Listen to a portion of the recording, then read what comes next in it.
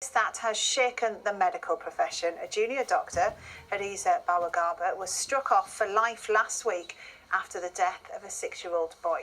She'd been found guilty of killing Jack Adcock through gross negligence manslaughter, but many in the medical profession suggest she has been made a scapegoat.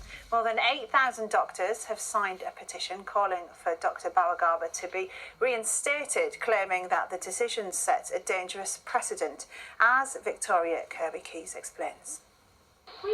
It was February 2011 when 6-year-old Jack Adcock, a child with Down syndrome, died of a cardiac arrest at Leicester Royal Infirmary.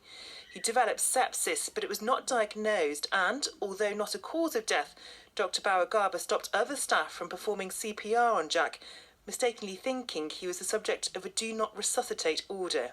All I've ever wanted is someone to be held accountable for my son's death. If Jack had been looked after properly and been given the right treatment and he would have still passed away, God forbid, oh my God, of course we'd have been devastated. But we'd have been able to try and move on, grieve, rather than trying to find this fight from somewhere to fight every time there's something else. Dr Bawa-Garba was eventually convicted of manslaughter by gross negligence and was given a suspended jail sentence. But she was given a second chance to practice as a paediatrician. The Medical Practitioners Tribunal Service found there had been system problems as well as individual ones and thought she should be kept on the medical register as she would not be a danger to patients. The General Medical Council challenged that decision in the High Court and won. Now she's been struck off, I would like to think that's it now, and they leave us alone and they let us try and grieve and try and get on with our life with, our beautiful daughter. But now many of Dr Bawa-Garba's fellow medics have given their support, warning that her punishment risks making doctors less honest about their errors in the future. They've raised £200,000 so that she can begin an appeal and practice medicine again. Victoria Kirby-Keys, BBC News. So with us in the studio, Kirsty McKinley, a clinical negligence barrister. Good morning to you. We're also joined from London by Dr Jenny Vaughan, who started that crowdfunding campaign. If I could ask you first, Dr Vaughan, it's very difficult hearing from the family, as we did in the film just a moment ago. What is the principle behind your support for the doctor?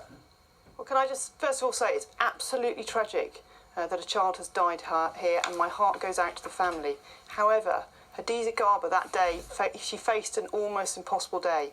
I'm a mother and I've been a doctor for 25 years and I have never seen a case that has caused so much anxiety and worry across the whole of our profession, not just doctors, but people from all of healthcare over this case. And that's because it's actually a huge part of our profession that we're able to reflect and we're able to learn from errors. And people are thinking, well, if I admit to my mistakes, I could end up on a manslaughter charge and end up like her. Dr Garba is actually a paediatrician who had a completely unblemished career before all of this happened. And she's been criminally convicted, sanctioned and struck off. Basically, what we think is that she's been made a scapegoat, and this is a completely tragic death, but it actually sets the whole of the patient safety and reporting of error back by 30 years. We're absolutely not saying that in some way doctors are above the law. Things like recklessness, reckless doctors, abusing doctors, of course they should be sanctioned.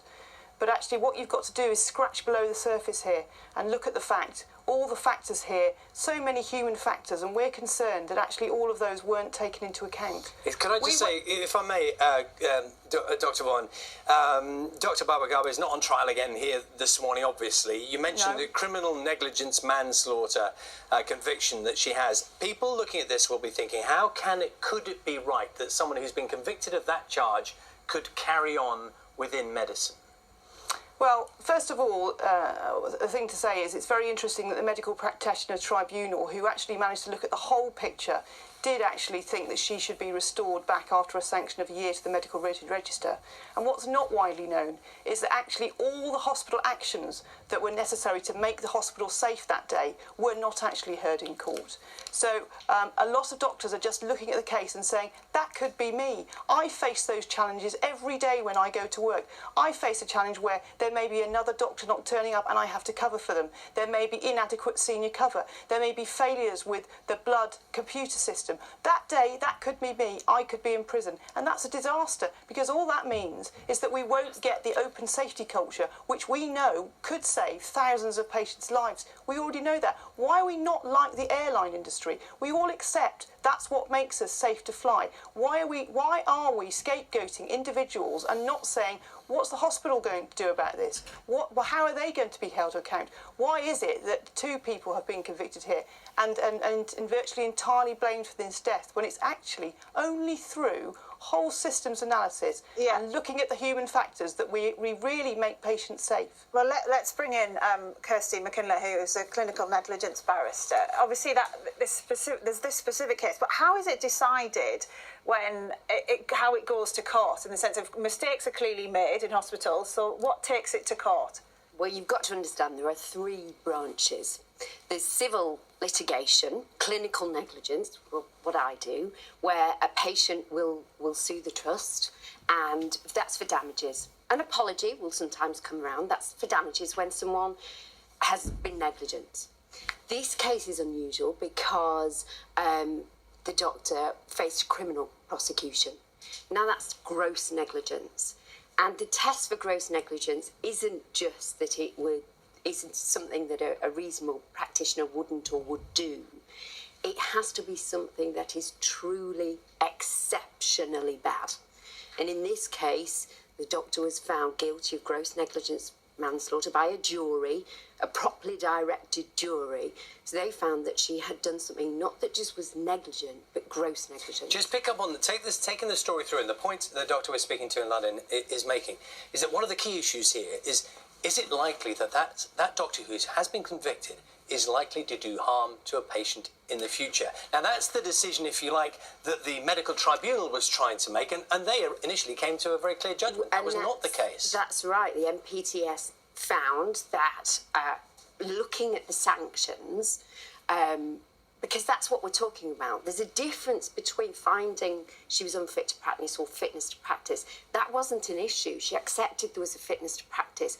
All they were talking about was the sanction, whether it should be suspension or erasure.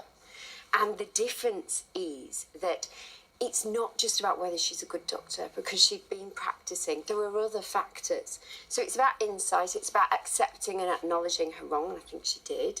It's about whether she's good, she can practice well, and in fact she'd been practicing. Part of it's whether she's a good doctor, but part of it is what you opened with. It's about public perception. And it's vital that patients trust their doctors, that it's about professional reputation, about the public having faith in the medical profession, because if they don't, you won't go to your doctor.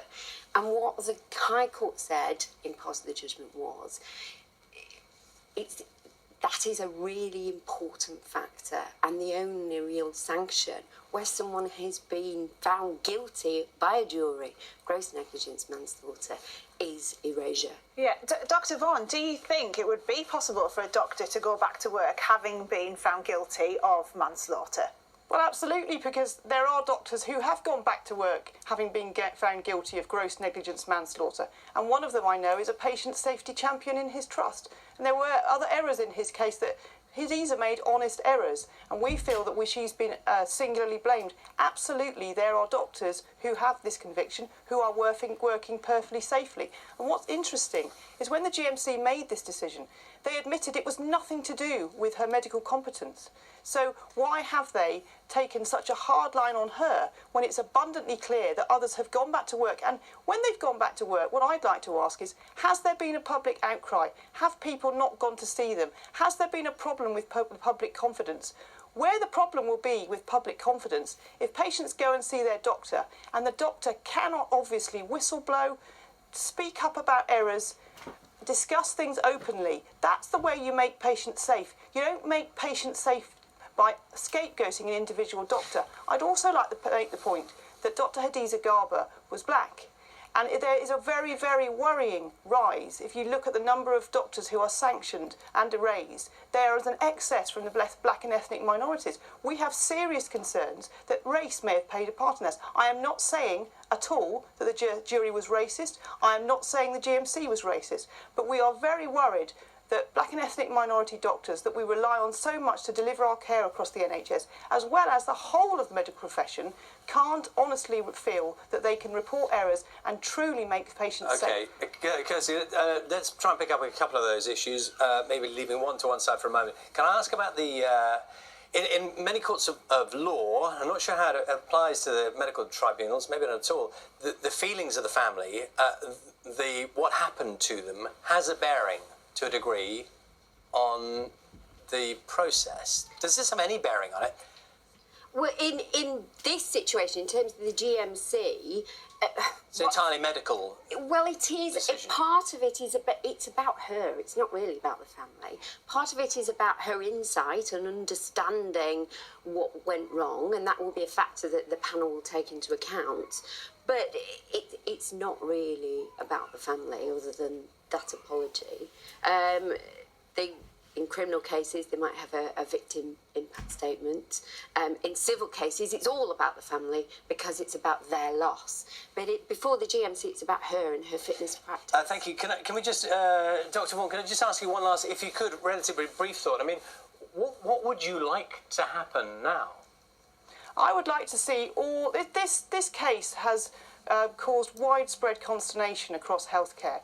And there are no winners here. There really are. My heart goes out to the family. I've had thousands of emails from all the doctors concerned. We have to create an open safety culture.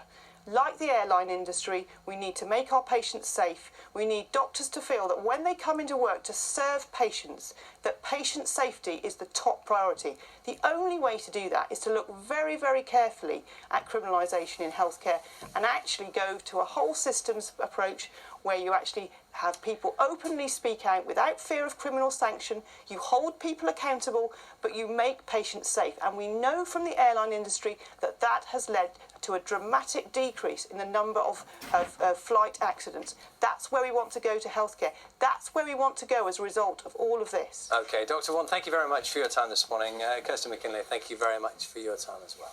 Yeah, it's 20